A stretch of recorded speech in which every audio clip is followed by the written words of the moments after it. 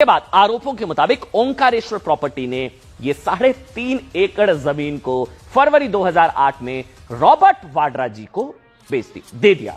Robert Vadra की company Skylight hospitality को 7.5 करोड़ में बेच दी। 7.5 करोड़। अब ये 7.5 करोड़ भी मिला नहीं मिला अभी मैं आपको आगे बताऊंगा। रॉबर्ट वाड्रा की कंपनी ने जैसे ही ये जमीन खरीदी 2 महीने के अंदर अंदर आरोपों के मुताबिक लैंड यूज बदल गया, चेंज हो गया। जमीन की रजिस्ट्री रॉबर्ट वाड्रा की कंपनी स्काईलाइट हॉस्पिटैलिटी के नाम से हुई। अब सुनिए पेंच, जमीन खरीदने के लिए 7.5 करोड़ का चेक वाड्रा की दूसरी कंपनी स्काईलाइट रियलिटी ने दिया।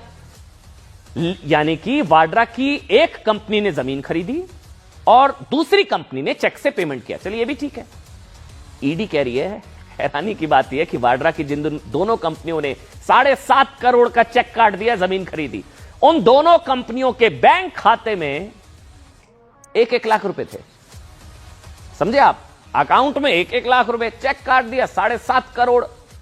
यानी ये आरोप है, अभी मैं फिर क्लियर कर रहा हूं साहब, ईडी के आरोप है। यानी कि 1 लाख रुपए में 7.5 करोड़ की जमीन का सौदा हो गया। अभी इतना नहीं, और सुनिए जमीन कितने की थी? 58 करोड़। इससे ज्यादा हैरानी की बात यह कि वाड्रा की कंपनी ने जमीन खरीद के लिए 7.5 करोड़ का जो चेक दिया ना, उसे जमीन बेचने वाली कंपनी ओंकारेश्वर प्रॉपर्टी ने कभी कैश ही नहीं कराया।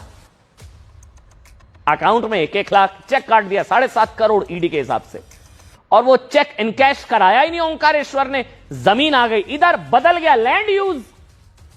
मतलब वाड्रा जी की जीजा जी की कंपनी ने 7.5 करोड़ की जमीन, अगर ये सब सच है तो मतलब मुफ्त में चली गई।